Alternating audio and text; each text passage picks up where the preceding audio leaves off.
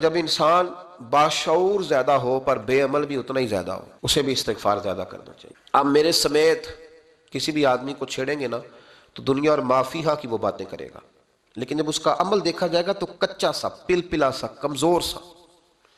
یعنی ایسے لوگ ہیں جو ماں باپ کی عظمت پر 6 گھنٹے تقریر کر سکتے ہیں، لیکن اگر ان کی اماں سے جا کے پوچھا جائے کہ بیٹے کا حال کیا ہے تو کہتے ہیں بڑی تکلیف میں ہو، اپنے بیٹے کے سبب سے وہ بڑی آزمائش کا شکار۔ بھئی تیری 6 گھنٹے کی تقریر کا معنی کیا ہوا؟ تو لفظوں کے گورکھ دھندے کا ماہر ہے۔ لفظوں میں ادھر گیا ہوا تھا بڑی دور پنجاب کے ایک شہر میں، تو ایک صاحب مجھے کہنے لگے کہ میری 21ویں سالانہ محفل ہے۔ میں نے کہا آپ نماز پڑھتے ہیں؟ کہتے نہیں۔ تو میں نے کہا محفل کا کیا معنی رکھا ہوا ہے آپ نے؟ یہ کیا ہے؟ رسم ہے؟ فلاں بہت بڑے عالم کو میں نے بلایا، فلاں کو بھی بلایا، فلاں نعت کا بھی۔ یہ کیا ہے؟ اگر تو نمازی نہیں آج تک، اس کو کیا سمجھتا ہے تو؟ میرے لیے فلاں بزرگ سے بھی تعلقات ہے، تو نے کیا حاصل کیا ان سے؟ تعلقات کا کیا مطلب ہوتا ہے؟ فوٹو آتی ہے ساتھ، اخباروں میں تصویر لگ گئی، فیس بک پہ آ گیا کہ میں ان سے ملا ہوں، اتنا تعلق ہے؟ یہاں تو بھائی خوشبو کے قریب سے بندہ گزر جائے تو خوشبو آنے لگ جاتی ہے۔ تو نے پایا کیا؟ شعور ہونا اور عمل نہ ہونا بہت بڑی مصیبت ہے۔ اس سے اللہ کی بارگاہ میں استغفار کرنا چاہیے۔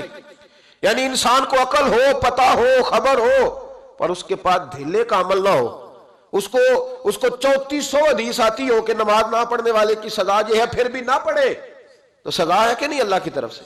حضرت رومی رحمۃ اللہ علیہ فرمایا کرتے تھے بہت سارے بندوں کو اللہ سارا کچھ دیتا ہے، مسجد آنے کی توفیق نہیں دیتا۔ معنی یہ ہے کہ اللہ ان سے ناراض ہے۔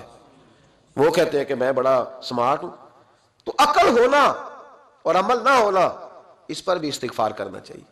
شعور ہو اور انسان کو عمل کی توفیق۔ یار ساری زندگی گورکھ دھندے میں گزر گئی لوگوں کی، لفظوں کے بڑے ماہر رہے، اور میں ایسے لوگوں کو دیکھتا ہوں تقریریں 6 گھنٹے کی، او ہو 9 گھنٹے کی تقریریں سنتے ہیں، بیٹھتے ہیں مجالس میں، نماز کا وقت آتا تو مصیبت بن جاتی، بھاگتے ہیں، جان چھڑاتے۔ مسجد کی حاضری 20 منٹ کی بھی صحیح نہیں دے سکتے۔ کیا ہے یہ کیوں بوجھ بن گیا تیرے اوپر؟ غور کر، ڈر اللہ سے۔ میرے نبی کریم علیہ وآلہ وسلم نے ارشاد فرمایا قیامت کے دن کچھ لوگ کئیوں کی بات سن کے جنت میں چلے جائیں گے۔ اللہ تعالی ہماری پردہ پوشی عطا فرمائے۔ کہا کچھ تبلیغیں کرنے والے دوزخ کے دروازے پہ کھڑے ہوں گے تو وہ جنتی کہیں گے کہ مولانا پیر صاحب ہم تو آپ کی بات سن کے جنت میں جا رہے ہیں، تو آپ یہاں کیوں کھڑے ہیں؟ تو وہ کہیں گے ہائے افسوس، میں کہتا تو رہا پر عمل نہ کر سکا۔ میں عمل، اس سے مراد صرف ممبر پہ بیٹھنے والا مولوی نہیں، اس سے ہر وہ شخص مراد ہے جو نصیحتیں تو بڑی کرتا ہے لیکن خود عمل وہ بہت بڑا الفاظ کا ذخیرہ رکھتا ہے، پر عمل کے لیے 2 سجدے بھی صحیح طریقے سے دے سکتا، پھر وہ استغفار کرے، پھر وہ اللہ کی بارگاہ میں معافی مانگے، پھر وہ توبہ کرے۔ اس لیے کہ جو جتنا بڑا ہوتا تھا نا اس پہ خشیت بھی اتنی زیادہ طاری ہوتی۔